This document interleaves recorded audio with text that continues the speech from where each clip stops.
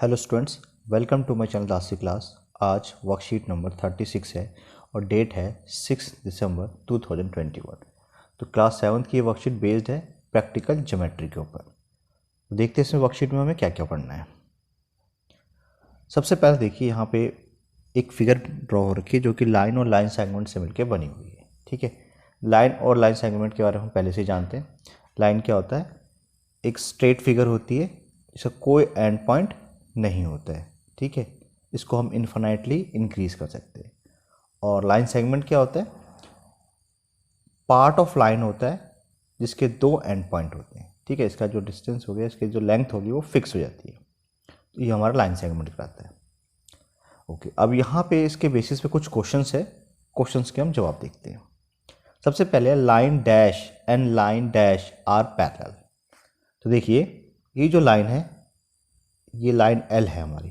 ठीक है, ये लाइन जो है एल है और ये जो लाइन है लाइन एम, ये दो लाइंस क्या है? पैरेलल है। उस तरह से वैसे तो लाइन पी भी क्या है? पैरेलल ही है। तो उसमें से हम कोई सी भी ले सकते हैं, चाहे तो एल और एम को दिखा बोल सकते हैं, चाहे एल और हम पी को भी बोल सकते हैं। तो हम लिखते हैं लाइन एल जो है एल है और जो लाइन एम है ये दोनों क्या है? पैरेलल है। नेक्स्ट है linear pair of angles are. Linear pair क्या होता है? देखिए, लीनियर पेयर जो बना है वो लाइन से ही मिलके बना हुआ है। जो लाइन से पेयर बनता है जिनका सम 180 होता है। तो देखिए, यहाँ से एंगल 4, ये एंगल 8, ये एंगल 7, इन तीनों एंगल को अगर हम ऐड करेंगे तो क्या होगा? लीनियर पेयर बनेगा 180 डिग्री, क्योंकि यहाँ पे क्या बन जाएगा? एक सिंपल लाइन बन जाएगी। ठीक, तो ये क्या बन गया? एक लीनियर पेयर बन गया। उस तरह से हम 8, 7, 3 का भी बना सकते हैं, क्योंकि यहाँ से यहाँ तक का भी क्या बन रहा है? एक लीनियर पेयर ही बन रहा है। तो हम एंगल 4, 8 एंड 7 का बना सकते हैं, या फिर हम एंगल 8, 7 और 3 का भी हम बना सकते हैं। ये भी क्या है? लीनियर पेयर ही बना रहे हैं। कोई सा भी लिख सकते हैं, सब सही है। आगे देखते हैं। क्वेश्चन नंबर 3 है line dash and line dash are intersecting.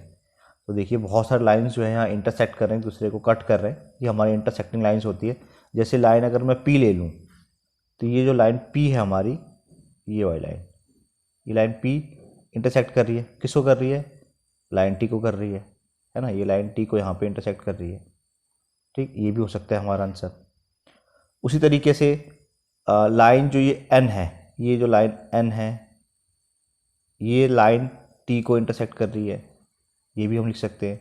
तो कुछ भी लिख सकते हैं हम, कोई सा भी लिख सकते हैं। यहाँ पे लाइन मैंने लिख, सपोज कीजिए मैंने लिख दिया यहाँ पे पी, और दूसरा लाइन मैंने ले लिया लाइन टी। ये दोनों क्या कर रहे हैं? इंटरसेक्ट कर रही है।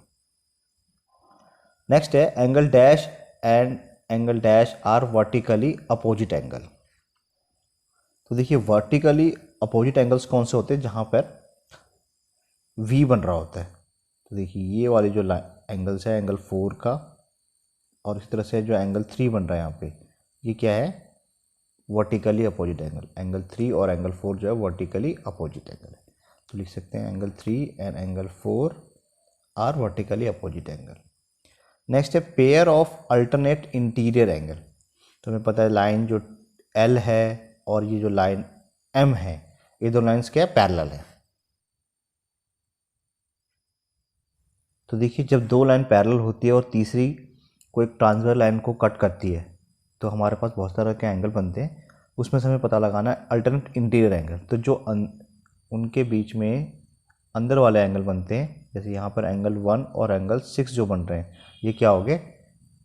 Alternate interior angle. तो 1 और एंगल 6 जो है इंटीरियर एंगल है। उसी तरीके से जो एंगल 5 है, ये वाला एंगल एंगल 2 के क्या होगा? अल्टरनेट इंटीरियर एंगल होगा। तो हम ये भी लिख सकते हैं एंगल 2 एंड एंगल 5। दोनों आंसर करेक्ट है, कोई सा भी लिख सकते हैं। नेक्स्ट है पेयर ऑफ क्रॉसपॉन्डिंग एंगल्स। तो देखिए, 6 पार्ट है pair of corresponding angles. Corresponding angles क्या होता है? जैसे मान लेते हैं दो लाइंस पैरेलल हैं और एक ट्रांसवर्सल को कट करती है।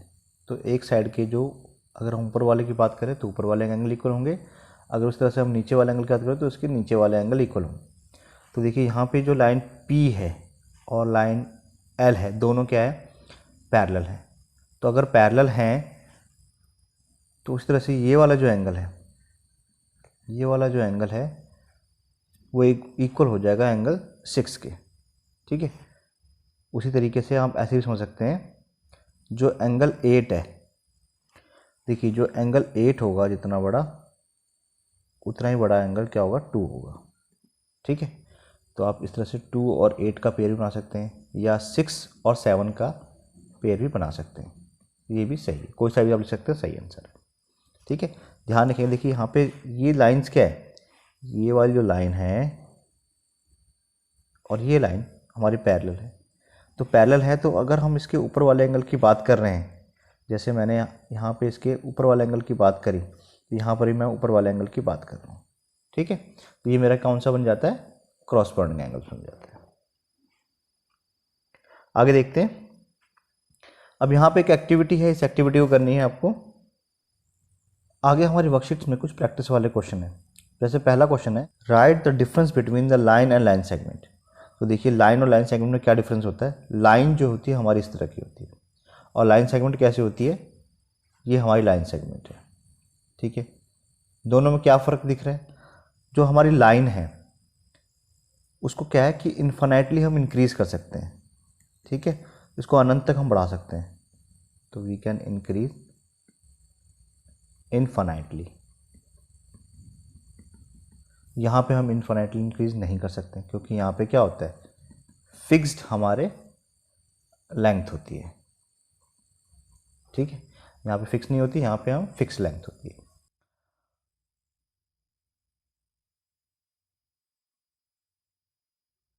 सेकंड क्वेश्चन है, draw a line, name it as T. तो मैं एक लाइन ड्रॉ कर लेता हूँ। तो यहाँ है draw a line, name as T. तो सपोज कीजिए मैंने एक लाइन ड्रॉ कर ली है और इसका नाम दे देता हूँ लाइन टी। ठीक है, ये हमारी लाइन है टी। नेक्स्ट है आगे, now draw a line segment के पी। तो मैं एक लाइन सेगमेंट ड्रॉ करता हूँ। अब मान लेते हैं कि लाइन सेगमेंट है ये के पी। यहाँ के से स्टार्ट हो रहा है और ये पी पे ख़त्म हो रहा है। Of line 6 centimetre with the help of ruler and compass. Okay, तो ये नाम अभी लिखते नहीं है, हम क्या करते हैं, ये 6 सेंटीमीटर की हमें ड्रॉ करनी है। तो पहले हम एक रैंडमली एक बड़ी सी लाइन ड्रॉ कर लेते हैं। अब हमें 6 सेंटीमीटर की लाइन ही ड्रॉ करनी है। ठीक, लाइन सेगमेंट ड्रॉ करनी है, तो हम क्या करते हैं, सबसे पहले अपना रूलर निकालते हैं। तो जैसे मान लेते हैं कि ये हमारा रूलर निकल गया और हमारा ये कंपास निकल गया। तो मुझे 6 सेंटीमीटर की सबसे पहले लाइन क्या बनाना पड़ेगा हमें। यहाँ थोड़ा सा बड़ा है तो इसको हम छोटा कर लेते हैं। ये हमारा 6 सेंटीमीटर की लाइन सेगमेंट होगी। ठीक है, अब क्या करते हैं, इसको स्टार्टिंग पॉइंट पर रखते हैं। ये हमने स्टार्टिंग पॉइंट पर रख दिया और हम एक निशान लगा देते हैं यहाँ पे, इसको इस तरीके से। ठीक, अब ये हमें पता है कि कितने की लाइन बनी है, ये 6 सेंटीमीटर की लाइन सेगमेंट ही बनी है। इसको चाहे तो आप नाप भी सकते हैं। ये 6 सेंटीमीटर की जो है लाइन सेगमेंट बन गई है। अब इसका हम नाम रख देते हैं। इसने बोला इसका नाम जो है के और पी रखना है। तो यहाँ से के स्टार्ट है और यहाँ पे जो लाइन यहाँ ख़त्म हो रही है इसका नाम पी है। तो इस तरीके से हमने एक लाइन सेगमेंट ड्रॉ कर ली 6 सेंटीमीटर की।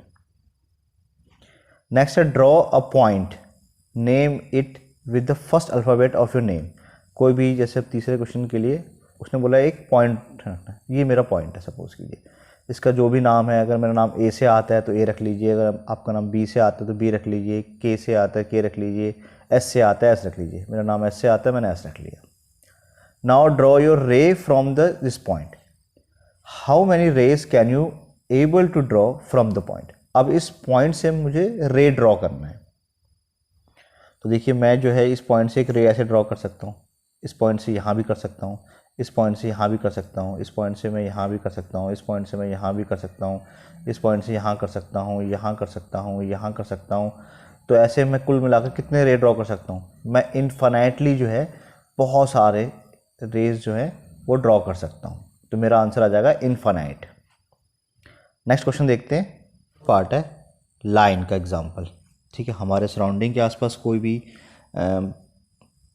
लाइन जो बिल्कुल स्ट्रेट हो, ठीक है, और जो ख़त्म नहीं हो रही हो, इस तरीके से कोई भी एग्जांपल हम दे सकते हैं। जैसे फॉर एग्जांपल, जैसे सपोज़ कीजिए अगर घर बनता है उसमें हम जो रोड यूज़ करते हैं, आयरन बार यूज़ करते हैं, वो स्ट्रेट होती है, बहुत लंबी होती है, इस तरह का कोई एग्जांपल हो सकता है। या कोई बड़ी सी टेबल है, ठीक है, इस तरह का हम देख सकते हैं। जैसे हमारे साइंस लैब वगैरह में बहुत बड़ी बड़ी टेबल्स होती है, तो उनका जो कॉर्नर होता है वो काफ़ी बड़ा होता है, तो एक लाइन का एग्जांपल हो सकता है। या ऐसे आप कोई भी एग्जांपल देख सकते हैं। उसी तरह से रे का अगर हम बात करें, ठीक है, तो रे के लिए हम हमारे घर में जैसे लाइट है, हम अब दिवाली वगैरह बल्ब लगाते हैं, अगर यहाँ बल्ब जल रहा है तो यहाँ से लाल नीली पीली लाइट्स जो है जा रही है, तो वन डायरेक्शनल होती है। तो इसका एग्जांपल देखते हैं, बल्ब या कोई भी ट्यूबलाइट, ठीक, इस तरह का कोई भी एग्जांपल हो सकता है। नेक्स्ट है लाइन सेगमेंट। लाइन सेगमेंट भी कुछ भी एग्जांपल हो सकता है, जैसे टेबल है, ठीक है, टेबल के कॉर्नर हो सकता है, स्टूल, या हमारी बुक्स हैं, ठीक है, टीवी है, कुछ भी इस तरह का एग्जांपल जो हम ले सकते हैं, ठीक है।